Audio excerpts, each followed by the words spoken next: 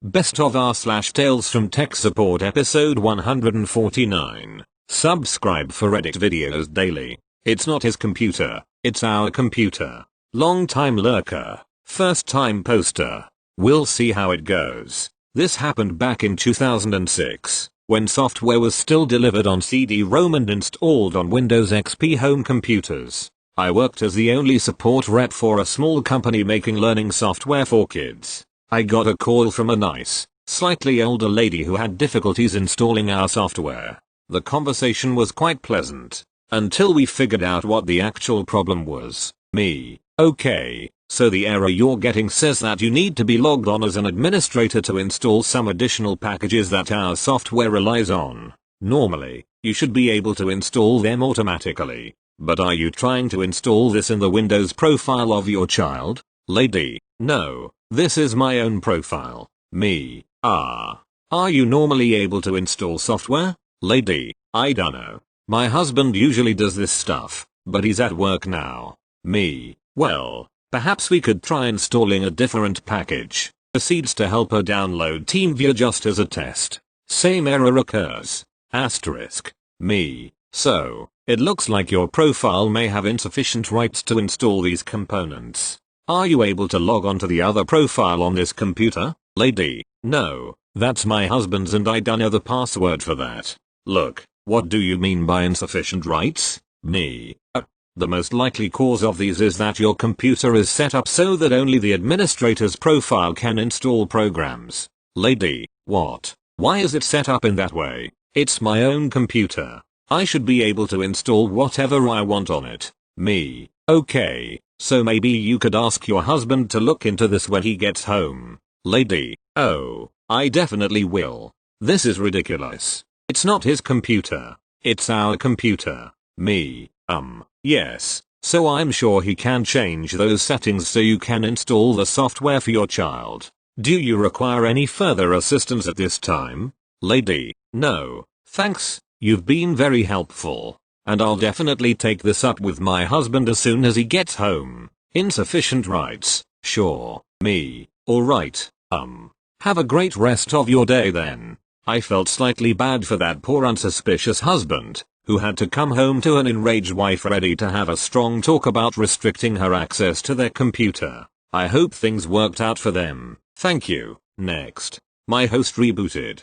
Hey guys, I'm back again with another fun tale from today. I got a call today where the Tridge agent who sent it to me was told it was identical to a previous case that my company, had worked with another agent, and the customer wanted to clone the case and just keep trucking. I looked over the old case, and found that their Nutanix node had rebooted unexpectedly, and they wanted to know why. No one could find a reason, but we found that their firmware was sorely out of date, and requested that they update using the LCM/Prism. They said they couldn't do the updates yet, and they would do the updates at the end of the month. Cool.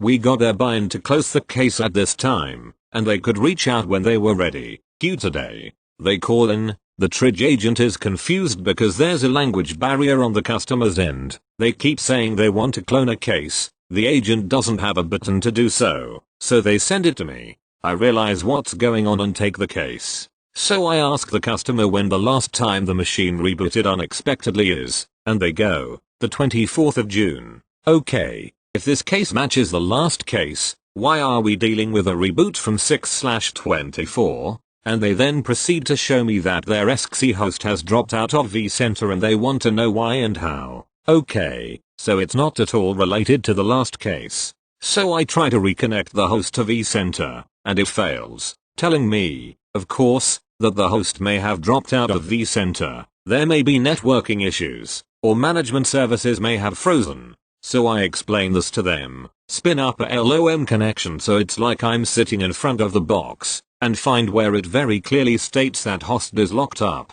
Tap F2 to try and drop to console and restart to Paxton host, no dice, no response. So I explain to them that they need to reboot that host. That's the only way to get the management services to let go. They can't do that, because it's a bad time and their VMs are still up.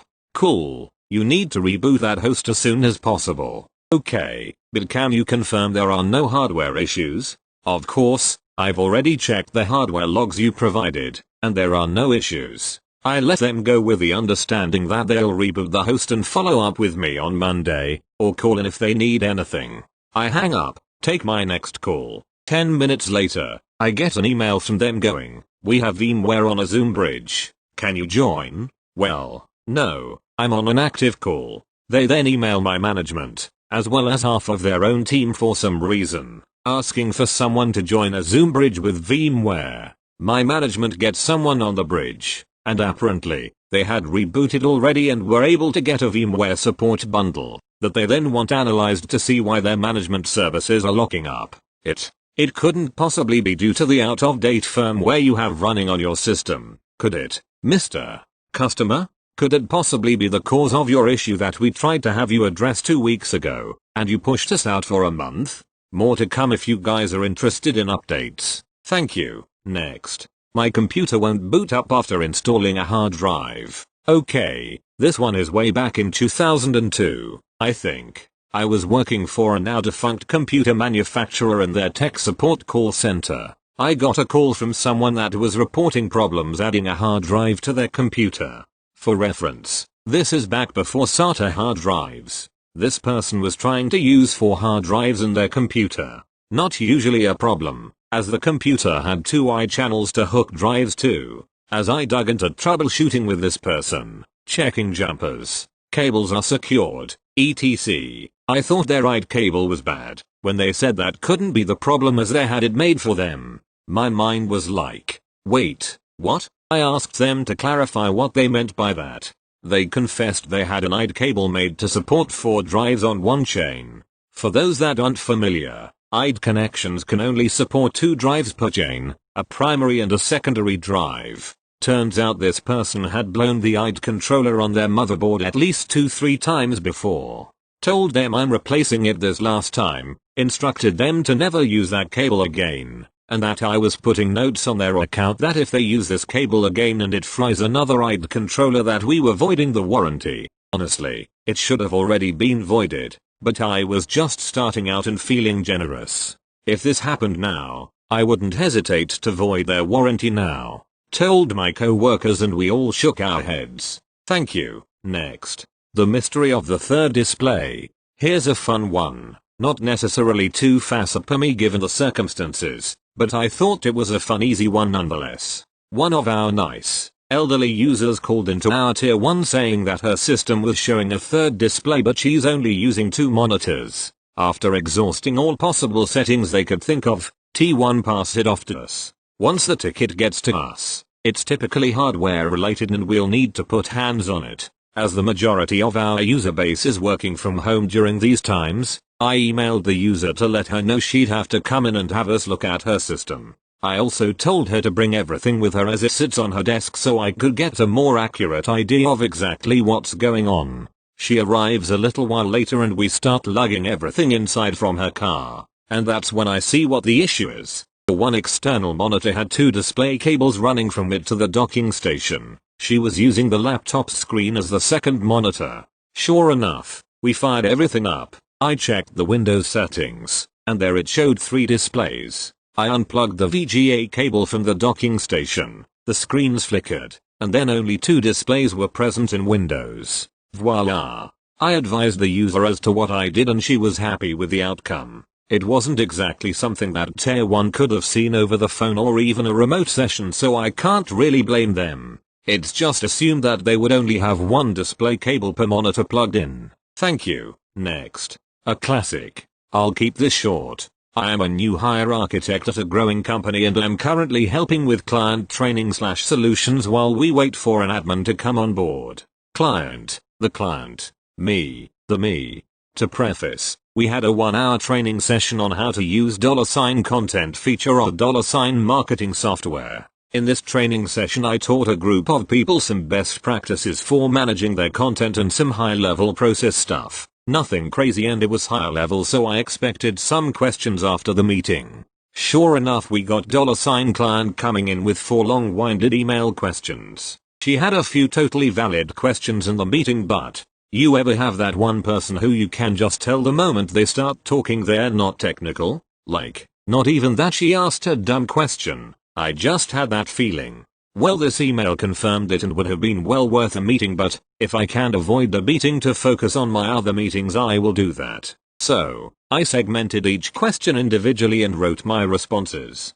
$client. How do I upload images? It says they are all pending. How long until they're approved? $me. Understands that some software require image approval. No worries. You approve it yourself. Just click publish underneath the image and you'll be good to go. Thank you. Next. Why would they even make that button? So I'm not tech support by trade. I'm a network engineer, but as a person in a technical job, that makes me support for all technology for everyone I've ever met. I try to fend it off and succeed most of the time, but close friends and family sometimes slip through the cracks. This happened last weekend and made me think of this sub. A friend of mine was coming over to hang out and asked if she could bring her laptop. Her college needed her to be on camera for the entirety of her final, and she tried to test her camera and it wouldn't turn on. To her credit, she tried a bunch of things including factory reset. None of this worked. I assumed it was a faulty driver and all I would need to do was download a new driver and call it good. A half hour into the laptop telling me the camera is unavailable and me trying to figure out why the drivers aren't showing up on the device manager, I decide to check the BIOS. Of course she doesn't know what key boots to BIOS. I start mashing the usual suspects. On my second attempt I look at the keys and see a blue camera icon under the F8 key. At this point I give up on BIOS and literally, physically facepalm. Of course the laptop has function keys to shut off hardware. Because why wouldn't it? So after booting into Windows and hitting function and F8, I open the webcam manager and show her it works. I then proceeded to show her everything that the function keys can shut off in case she runs into a similar problem again. Now my shame is public and I accept the ridicule. Thank you. Next. Can not just move the monitor over there? A nice short one. A user needed help setting up their desk due to an office move. When we set up the dock, laptop and monitors, the screens weren't connecting. After some time troubleshooting and finding the right drivers, the user suggested if the left monitor could be moved to the right to make it work. I just smiled and said it be connected to the same cable so it wouldn't make a difference where it goes. Just something that makes you chuckle. The fix was firmware update for docks and a loose cable.